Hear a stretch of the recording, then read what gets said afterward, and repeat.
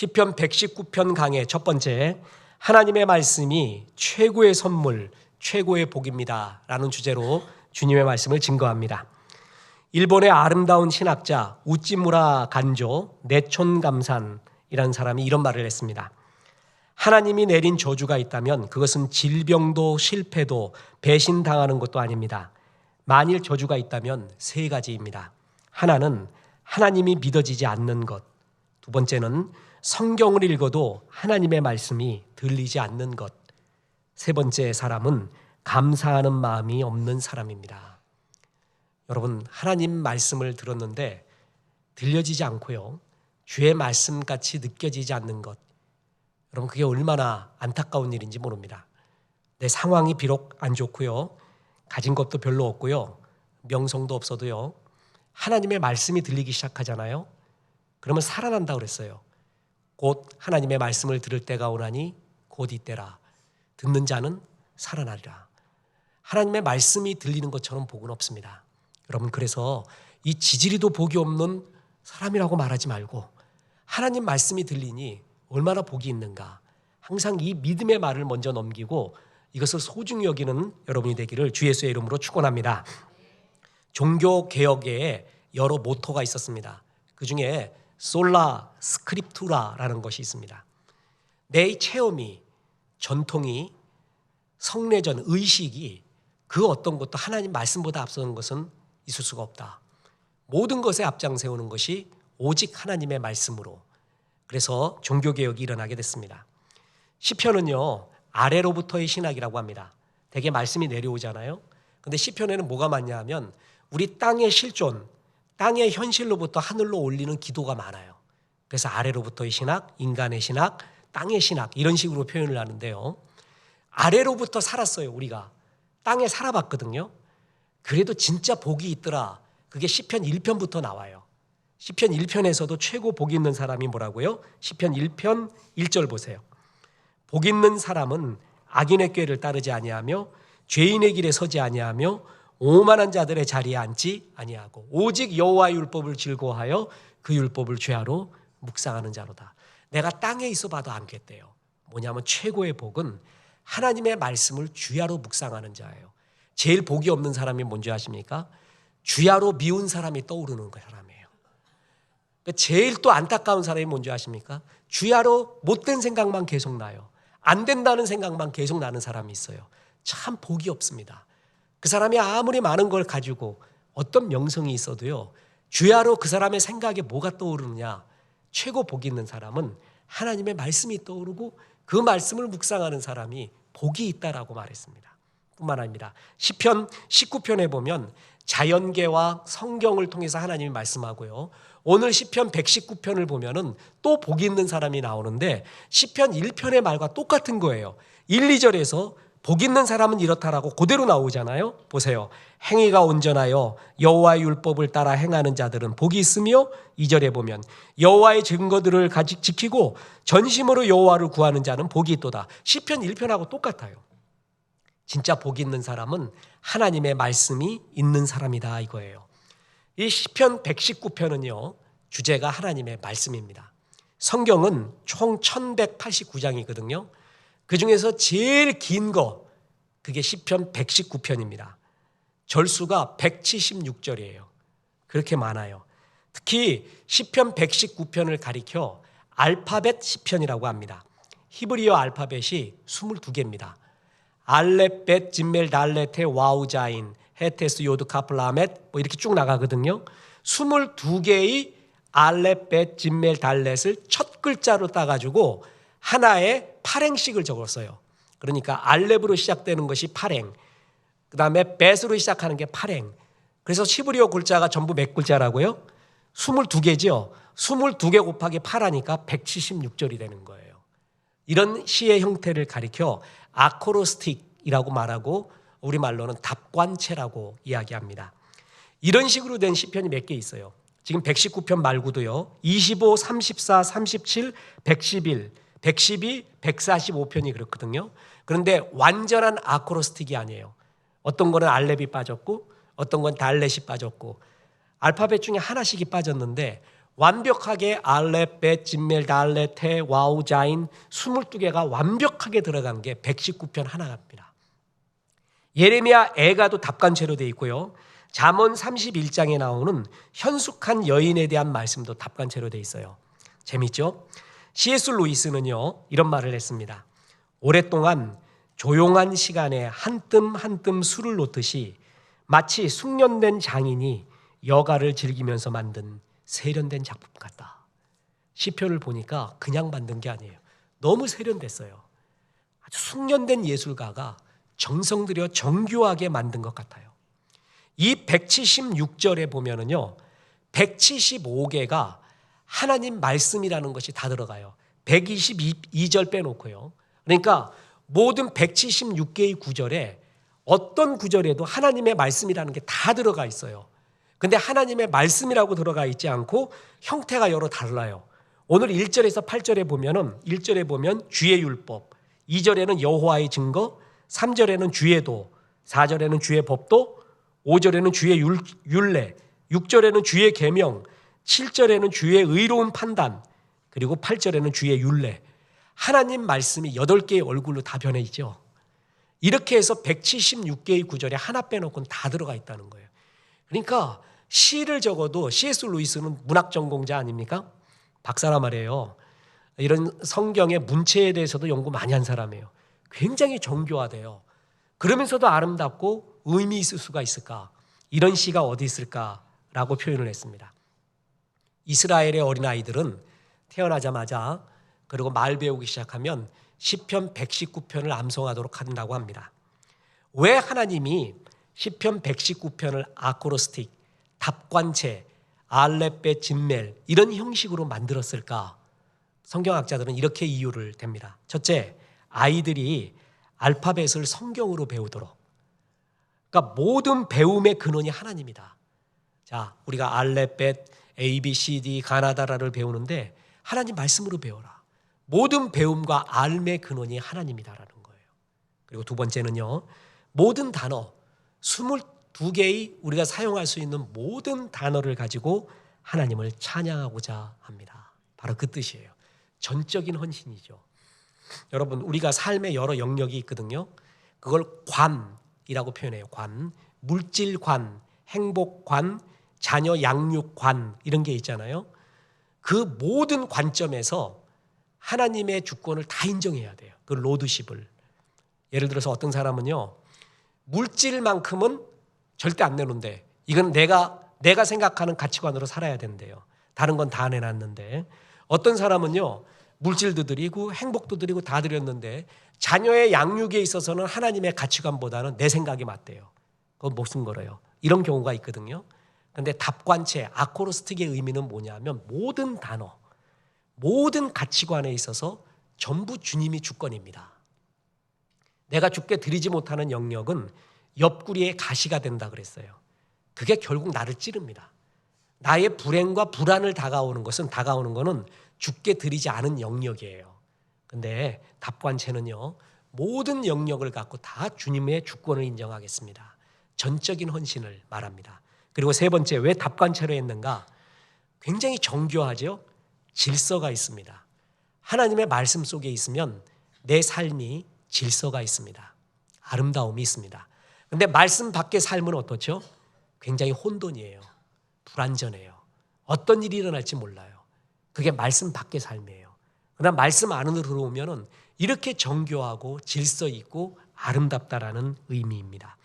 오늘 그 시편 119편 1절에서 8절은 알렙으로 시작되고 있다는 거죠. 알렙으로 처음 A로 시작되고 있는 거예요. 말씀이 하는 일에 대해서 1절에서 4절 그리고 5절에서 8절이 말씀을 주옵소서라고 나오는데 이 1절에서 8절의 주제가 뭐냐? 하나님의 말씀이 최고의 복이요 최고의 선물이라는 것입니다. 그 이유가 있습니다.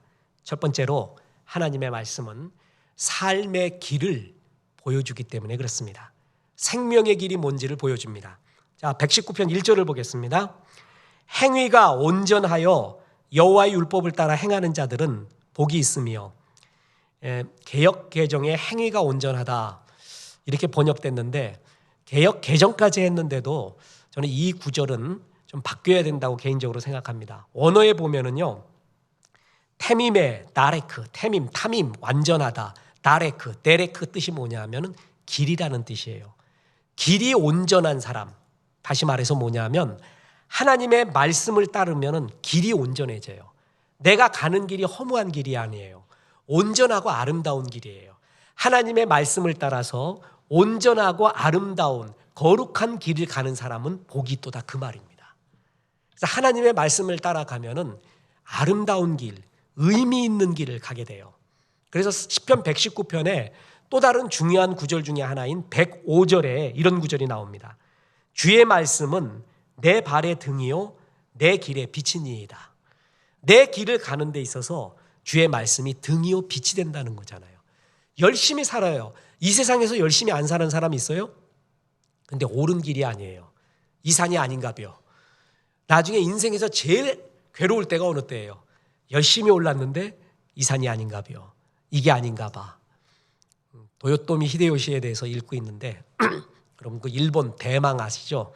오다 노부나가, 도요토미 히데요시, 도쿠가와 이에야스. 그 주인공이 맨 마지막에 있는 도쿠가와 이에야스. 그게 대망이에요. 도요토미 히데요시가 그렇게 인디내란 일으켜서 뻘짓을 하더니 죽을 때 한마디로 다 봄의 벚꽃같이 다 허무하대요. 그게 묘비명이에요. 이게 이 길인 줄 알았더니 아니었어요. 그런데 하나님의 길을 가잖아요. 그러면 그 길이 온전하여 여호와의 율법을 따라가는 자는 그 길이 허망한 길이 아니라는 거예요. 하나님의 말씀은 내가 누군지, 어디로 가야 되는지를 가르쳐 준다는 것입니다. 내가 누구냐, 어디서 와서 어디로 가느냐, 모든 철학의 질문 아닙니까? 인문학이 뭐냐, 내가 누구이며 어디서 와서 어디로 가느냐에 대한 질문에 답하는 학문, 그게 인문학이에요. 그런데 이 답은 성경 창세기 1장 1절에 나와 있거든요. 태초에 하나님이 천지를 창조하시니라. 그걸 받아들이면 모든 길이 다 보여요. 모든 본질이 나오고 내가 어디서 와서 어디로 가는지가 나오거든요. 근데 인본주의 인문학자들은 이걸 인정 안 해요. 그런데 본질은 보고 싶어 해요. 그러니까 계속 신음하는 거예요. 그래서 저는 인문학은 땅의 신음이라고 말했던 이유가 그겁니다. 본질을 보지를 못하고 계속 찾고자 하는 거예요. 김난도라는 시인이 있습니다. 교수님이 1000번은 흔들려야 어른이 된다, 유명한 책을 썼죠. 거기에 이런 구절이 나옵니다. 당신은 지도에서 무엇부터 찾나요? 당신이 가장 먼저 주시해야 할 것은 You are here 라고 쓰인 현재 위치입니다.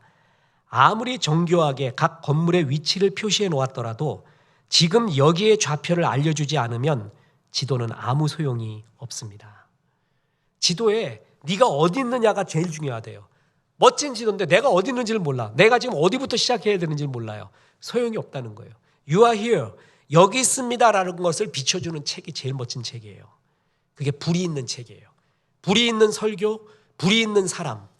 내가 누군 줄 알고 네가 누구냐고 누군지 얘기해 줄 수 있는 진짜 불이 있는 책, 불이 있는 설명, 불이 있는 글이 그렇게 좋은 거거든요.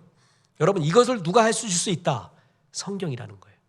성경은 인생에 대해서 크게 2대 질문에 대해서 말하고 있습니다. 이 두 가지의 큰 질문에 답할 수 있으면은 인생을 온전한 길 속에서 사는 거예요. 그 첫 번째가 창세기 3장 9절이에요. 여호와 하나님이 아담을 부르시며 그에게 이르시되 내가 어디 있느냐? 너 어디 있느냐? 너 누구냐는 거예요. 나는 하나님의 창조자로 태어났는데 하나님을 떠나서 지금 죄 가운데 내가 주인 되어 살아가고 있습니다. I am here. 거기부터 모든 게 시작되는 거예요. 이 질문, 또 하나의 질문이 뭐냐면 마태복음 16장 13절 예수께서 빌립보 가이사랴 지방에 이르러 제자들에게 물어 이르시되 사람들이 인자를 누구라 하느냐? 너 어디 있느냐? 주님이 물었죠. 그리고 예수를 누구라고 부르느냐? 이게 성경에 나와 있는 2대 질문입니다. 이게 가장 큰 질문이에요. 여기에 온전히 답할 수 있으면 인생을 온전한 길 속에 사는 겁니다. 네가 어디 있냐고요? 나는 하나님 떠나 있습니다. 예수 그리스도 때문에 다시 하나님께로 왔습니다. 이 간단한 2개의 질문과 2개의 대답 속에 내 삶은 온전한 삶을 살 수가 있다는 것입니다. 내가 누구냐? 그것을 성경이 가르쳐준다고 했죠. 성경은 간단합니다. 일반 학문과 내 스스로 생각하기에 내가 누구냐를 대답하는 여러 방편들이 있어요. 학문에서도요. 내가 생각해도 나는 누구냐에 대한 여러 대답이 있어요. 그러나 성경은 이거 보면 안 돼요. 하나님 이걸 보고 이야기하겠대요. 네가 누구냐를. 그건 말씀을 뿌려보면 안다는 거예요. 하나님의 말씀을 뿌려보면 그에 따라서 반응하는 너를 보고 네가 누구인지를 대답하겠대요. 자, 더 쉽게 설명하겠습니다. 예수님의 비유는 비슷한 것 빼고 32개 정도입니다. 대부분이 마태복음과 누가복음에 나와 있어요. 마가복음은 예수님이 어디에 가고 터치한 그 행위 중심이고요. 마태와 누가는 예수님이 거기서 한 말씀 중심입니다. 그럼에도 불구하고 마가복음에서는 예수님이 했던 비유의 3가지만큼은 집어넣었어요. 그 얘기는 뭘까요? 마가는 그런 말씀 중심이 아님에도 불구하고 집어넣었다는 것은 뭐예요? 제일 중요하다는 것이죠. 그 3가지의 비유 중에 씨 뿌리는 비유가 마가복음을 통해서는 제일 중요하다고 말해주고 있습니다. 마가복음 4장 13절에 보세요. 또 가라사대 너희가 이 비유를 알지 못할진대 어떻게 모든 비유를 알겠느냐. 그래서 제일 중요한 게 씨 뿌리는 비유라는 거예요. 그래서 이것만큼은 집어넣었어요. 모든 비유의 출발이 씨 뿌리는 비유입니다. 왜 그런 줄 아세요? 거기에 내가 누군가가 나오기 때문에 그래요. 거기부터 시작하는 거예요. 보세요. 내가 누군지 아무도 몰랐는데 제가 여러분이 누군지 몰라요. 그런데 말씀을 던져봤더니 그 말씀에 4가지로 반응하는 사람들이 나타나요. 하나는 길가의 사람이에요. 아무리 말해도 소용없습니다. 사람들이 하도 밟고 지나가고 내가 다져놔서 하나님의 말씀이 들어올 틈이 없어요. 그게 길가예요. 또 하나는 돌짝밭 사람이 있어요. 말씀이 조금은 들어와요. 그런데 뿌리를 내리려고 했더니 그 밑이 사실은 돌로 돼 있어요. 그래서 어려움이 오거나 조금 힘든 게 오면은 바로 옛날의 습관으로 돌아가요. 옛날의 말투로 돌아가고 옛날에 했던 버릇으로 돌아가요. 그게 돌짝밭이에요. 뿌리를 못 내려요. 또 한 부류의 사람이 있었더니 그 말씀에 감동도 받아요. 뿌리도 내렸어요. 열매가 없어요. 열매를 맺으려고 했더니 가시가 있어요. 가시 주변에. 가시가 열매를 찔러버려요. 그 가시를 세상의 염려와 근심, 세상의 욕심이라 그랬어요. 감동이 분명히 있어요. 근데 하나님 말씀보다 세상 욕심이 더 많아요. 그 사람은 열매가 없어요. 그리고 마지막 사람이 뭐라고요? 옥토라고 했어요. 하나님 말씀에 감동도 있고 열매도 맺혀요. 전도, 선교, 구제도 하고요. 예수의 성품도 닮아가요. 그래서 사람이 사람을 분류하는 여러 방법이 있어요. 내가 나를 분류하는 여러 방법이 있는데 하나님의 분류법이 제일 옳겠죠? 하나님은 말씀 뿌려보면 그 사람을 안 돼요. 여러분 지금 4가지를 말했잖아요. 이 중에 나는 어디에 속해요? 그게 나예요. 성경은 그것으로 나를 쳐다보고 있는 거예요. 그래서 여기부터 시작하래요. 그 말씀에 대한 반응을 일으키는, 그래서 전부 뭘로 변화라는 거예요? 옥토로 변화라는 거죠. 거기부터 모든 걸 시작하래요. 이게 이루어지지 않고 다른 모든 게 뭘 이루어지겠는가? 이랬듯이 내가 누구인가를 아는 것이 뭐라고요? 하나님의 말씀이라는 거예요. 말씀이 들어가면 내가 누구인 줄 알고, 그러면 내가 지금 보니까 난 돌짝밭이에요. 나는 가시예요. 가시밭이에요. 그러면 어디로 가야겠어요? 옥토로 가야겠죠. 내가 누구인지도 알고 내가 어디로 가야 되는지도 이제 깨닫게 되잖아요. 그래서 하나님의 말씀이 나의 길을 보여주고 나의 등이 되고 빛이 되는 거예요. 가는 길에. 저는 예수를 영접할 때 영접하는 자, 곧 그 이름을 믿는 자들에게는 하나님의 자녀가 되는 권세를 줬대요. 그게 그렇게 좋았어요. 그래서 그 말씀에 의해서 구원을 얻었습니다. 내가 기도했더니 불덩이가 일어났어요. 내가 막 환상을 보고, 그리고 내가 막 하늘을 날르고, 그래서 내가 구원 얻은 것 같았다. 그럼 여러분, 나의 체험은요, 내가 했었던 주관적인 느낌은 얼마나 변하는지 여러분 아시죠? 저도 그렇고 여러분도 그래요. 믿을 게 못 돼요. 백문이 불여일견이라고요. 사람은 듣고 싶은 것만 들어요. 보고 싶은 것만 보죠. 그러니까 제대로 본 것도 아니에요. 하나님 말씀 전에도요, 내가 듣고 싶은 것만 들어요. 나한테 불리한 거 나오면 귀 닫아버리고, 나한테 유리한 거 나오면 아멘하고 할렐루야 해요. 그게 우리 인간이거든요. 그래서 백문이 불여일견도 옳지 않아요. 내가 보고 싶은 것만 보고 듣고 싶은 것만 듣기 때문에 나의 주관적인 감정에 근거를 해서 구원을 얻잖아요. 그러면 내 구원은 맨날 흔들릴 거예요. 그래서 성경은 구원조차도 베드로전서 1장 23절에 이렇게 말했습니다. 너희가 거듭난 것은 썩어질 씨로 된 것이 아니요 썩지 아니할 씨로 된 것이니 살아있고 항상 있는 하나님의 말씀으로 되었느니라. 이때 씨가 스포로스, 정충이라는 거예요. 남자의 정자, 생명의 근원이 되는 그 씨를 성경은 풀었죠. 말씀이래요. 그러니까 너희의 근간이 되는, 생명의 삶의 근간이 되는 건 씨인데 그 씨가 뭐라고요? 하나님의 말씀이래요. 거듭난 것이 너희의 주관적인 느낌, 네가 했던 체험 때문에 그런 게 아니라 썩지 아니하는 하나님의 말씀, 그걸 근거로 우리가 구원을 얻은 거예요. 내 주관적인 체험을 얻었다면 다시 말하지만 맨날 변할 겁니다. 맨날 흔들릴 겁니다. 어떨 때는 업돼 갖고 야단하다가 어떨 때는 다운돼 가지고 한없이 쳐져 버립니다. 이게 감정의 근거를 한 믿음일 때 그래요. 변치 아니하는 주의 말씀. 여러분, 이것이 우리를 살리고 우리에게 길이 됐습니다. 내가 목사의 삶을 살아라. 저는 처음에 예수 영접할 때 목사 될 것 같다는 느낌이 있었습니다. 중3 때요. 중2 말 때. 근데 확신을 들었던 게 자신도 없고 우리 어머니 아버지 생각도 나고 또 내가 너무 아깝고 잘 나갈 것 같은데 그 길 가면 너무 힘들 것 같아요. 내가 그랬잖아요. 되게 울었다고요. 내가 그때 그 주의 은혜 때문에 운 게 아니라 아까워서 울었다고. 내가 참 부끄러운 과거를 갖고 있는 사람이에요. 주님이 너는 내 것이래요. 그리고 내 양을 먹이래요. 그 말이 천둥같이 들려왔습니다. 그래서 그냥 아멘 했죠. 그래서 달려가는 거예요. 목회를 시작했을 때 목회가 뭔지 정말 몰랐습니다. 어떤 것이 여러 길이 있지만 잘 몰랐는데 주님이 출애굽기를 통해서 말했습니다. 여호와 앞에 드릴 번제의 이야기를 해주면서 그 번제, 불타는 예배를 드릴 때 내가 거기서 너희와 만나고 말하리라. 거기서 완전히 주님 됐습니다. 하나님이 어느 때나 무소부재하시고 어느 때나 말하지만 가장 확실하게 말할 때가 불타는 번제의 예배. 예배 때 만나주시고 뭐라고요? 말해준다고 했다. 여러분, 우리 플랜카드 보세요. 하나님은 예배 때 가장 확실히 말씀하십니다. 그거 계속 걸어놨죠. 우리는 예배의 교회예요. 저는 이걸 믿습니다. 성경 공부를 했더니 베드로가 하나님의 말씀을 강론했더니 성령이 한없이 내려왔대요. 여러분, 하나님의 말씀을 그대로 풀어주잖아요. 그러면 성령의 충만함과 역사와 해결과 그리고 하나님이 예배 때 그 하나님 말씀을 풀 때 만나주시고 내 문제에 대해 말해주시고 그러면 다 끝나는 거 아니겠어요? 그 말씀을 붙잡고 제 99%의 모든 힘을 예배에 쏟겠습니다. 내 길을 보여주고 달려갈 길을 얘기해 주는 게 하나님의 말씀이라는 거예요. 시편 119편 1절이 그거예요.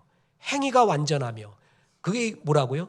그 길이 온전하며 하나님의 말씀 때문에 그 길이 온전한 길을 가는 사람은 뭐라고요? 복이 있도다. 왜 주의 말씀이 최고의 축복입니까?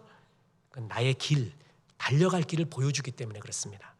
그리고 왜 하나님의 말씀이 최고의 길이요, 축복이요, 그리고 선물입니까? 두 번째이자 결론입니다. 말씀대로 살면 부끄러움이 없기 때문에 그렇습니다. 보세요. 시편 119편 6절. 내가 주의 모든 계명에 주의할 때는 부끄럽지 아니하리이다. 열심히 살았어요. 그러나 인생 앞에 부끄러운 사람이 있어요. 아니라는 걸 자기가 아는 사람이 있어요. 나는 프라이드 있게 살았어요. 주님이 아니래요. 그건 nothing이래요. 아무것도 아닌 삶. 나는 열심히 산 것 같지만 의미 없었던 삶. 여러분, 그런 것이 있다라는 것입니다. 알버트 까뮈의 단편 The Adulterous, 간음한 여인이라는 단편 소설이 있습니다. 거기에 보면 성실한 포목상 남편인 마르셀이 있고요. 약간 꿈이 있는 여인 잔이라는 여인이 있습니다. 포목상 남편 밑에 성실하게 살아왔는데 시골에 있었어요. 그러다가 대도시에 출장을 오게 됐는데 대도시의 호텔에 이제 묵게 되었습니다. 그랬더니 이 대도시에 보니까 잔이라는 아내가 드디어 젊은 날 꿈꾸었던 그 멋진 모습들이 여기 다 있는 거예요. 멋진 남자들도 있고요. 추파 던지는 남자도 있고요. 그래서 야, 위험한 생각도 드는데 꾹 참아요. 그리고 호텔로 들어가 자요. 그러다가 도저히 참을 수가 없어. 그래서 남편 잠든 사이에 자기가 뛰쳐나옵니다. 그리고 완전히 환락의 밤을 탐닉하고 돌아옵니다. 새벽에 돌아왔습니다. 남편 옆에 누웠는데 알 수 없는 허무감과 눈물이 나기 시작했습니다. 그래서 흐느껴 울기 시작해요. 감정이 복받쳐서 크게 울었습니다. 그랬더니 남편이 묻습니다. 여보, 무슨 일이에요? 아내가 말합니다. 아무것도 아니에요. 여보, 아무것도 아니에요. 그게 끝이에요. 에드워드 영은 그의 책 인생의 의미에서 이런 말을 했습니다. 가장 열정적인 꿈을 실제로 경험하고 난 후의 공허함이 인생에서 가장 큰 외로움이다. 이건 줄 알았어요. 그래서 정말 그걸 이루어 봤어요. 그랬더니 아니었어요. 그때의 허무함이 최고의 고독과 허무함이라는 거예요. 여러분, 하나님 말씀이 아닌 주께서 내게 줄로 지어준 구역이 있거든요. 그것은 아름답다고 했어요. 그게 아닌 가보지 못한 길에 대한 끝없는 탐닉과 생각 속에서 내가 마음대로 살았어요. 그리고 이루어 봤어요. 그때 오는 허무함, 이게 아닌데 하는 그때 오는 말할 수 없는 고독. 근데 주의 말씀대로 행하잖아요. 그럼 삶이 그런 부끄러움과 고독과 허무가 없다는 거예요. 참 이게 그렇게 좋을 수가 없습니다. 열심히 살았는데 이 길이 아닌가벼. 우리 아들, 딸이 얘기합니다. 엄마, 아빠, 당신의 삶을 인정할 수 없어. 여러분, 그때의 고독. 내가 열심히 했어요. 동료들이 말합니다.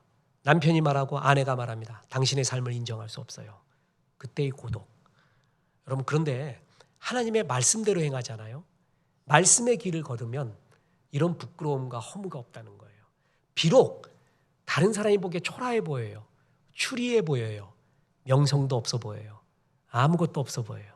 그러나 나도 알고 하나님도 알아요. 이 길을 얼마나 자랑스럽고 아름답게 걸어왔는지. 여러분, 그래서 이 시편은 결론이 119편의 1절에서 8절에서의 결론. 나는 말씀 잘 지키겠습니다. 그 말하고 있어요. 그게 5절에서부터 8절까지예요. 보세요. 5절. 내 길을 굳게 정하사 주의 율례를 지키게 하소서. 내가 주의 모든 계명에 주의할 때는 부끄럽지 아니하리이다. 내가 주의 의로운 판단을 배울 때에는 정직한 마음으로 주께 감사하리이다. 내가 주의 율례들을 지키오리니 나를 아주 버리지 마옵소서. 특히 이 8절, 내가 주의 율례들을 지키오리니, 이게 시편 119편의 전체의 서론이자 주제입니다. 시편 119편이 176절까지 있다 그랬죠. 176절도 어떤 구절이 나오는가 보세요. 이른 양같이 내가 유리하오니 주의 종을 찾으소서. 내가 주의 계명을 잊지 아니함이니이다. 결국 뭐예요? 하나님 말씀대로 살겠습니다. 그게 전체의 주제예요. 얼마나 심플합니까? 주의 은혜로 저는 지난주 또 여러분에게 늘 죄송하게 이렇게 또 하나를 박으면 어떡할까? 난 3개까지만 이 나이에 참 좋겠다. 아이언맨 3까지만 되지. 영화도 지금 아이언맨 3도 안 나오고 4도 안 나왔는데 내가 앞서가면 되겠는가? 그래가지고 정말 좀 솔직히 찹찹했습니다. 저는 그런 대로 괜찮은데 아내가 더 그랬습니다. 여보, 4개까지는 우리가 어떻게 감당할까? 다행히 하나도 박지는 않았습니다. 다만 동맥경화가 있대요. 그랬더니 집사님, 장로님들이 무지하게 걸으라고, 다른 답은 없다고 무지하게 걸으라고 하는 답을 줬대요. 이제 걸어야겠구나. 또 무릎이 안 좋은데 주여, 지금 어쩌면 좋겠습니까? 진퇴양난입니다. 그때 세브란스는 참 좋은 게요. 누워 있으면은요, 수술실로 들어가기 전에 누워 있으면은 거기 하나님 말씀이 거기 위에 있어요. 내가 사망의 음침한 골짜기로 다닐지라도 해를 두려워하지 않습니다. 주께서 나와 함께함입니다. 3명이 딱 누워 있습니다. 순번대로 쓱 들어가거든요. 거기 다 고개 딱딱딱딱 이렇게 돼 있어요.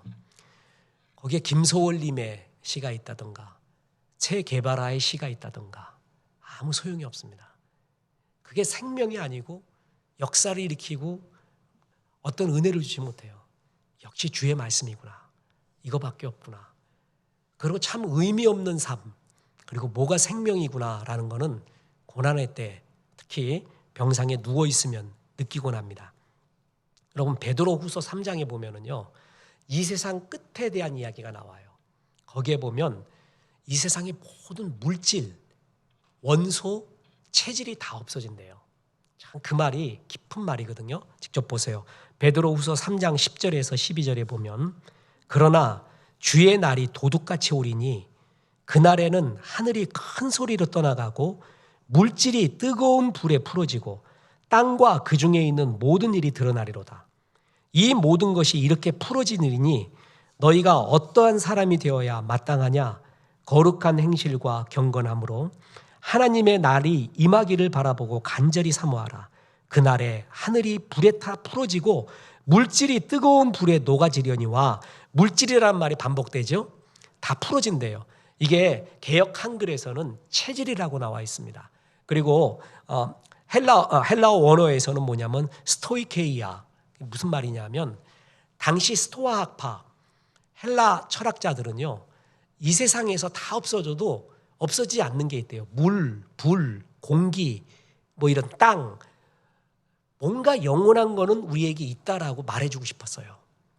그래서 그런 것들은 남아있다. 그거를 스토이케이아, 그 체질, 원소라고 말했어요. 그런데 하나님이 뭐라 그랬냐면 야, 너 그날이 오잖아.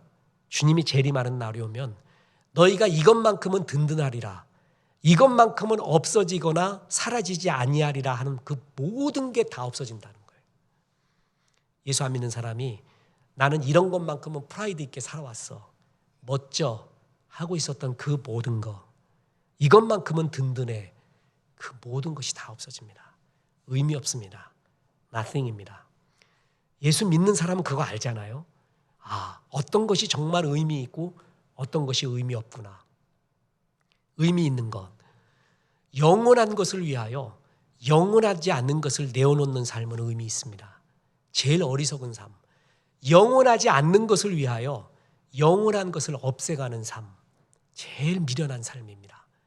영원한 하나님의 말씀대로 살면은 이런 허무함, 부끄러움, 고독을 느끼지 않는데요.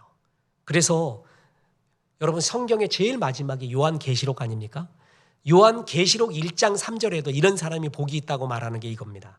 요한계시록 1장 3절에 이 예언의 말씀을 읽는 자와 듣는 자와 그 가운데 기록한 것을 지키는 자는 복이 있나니 때가 가까움이라.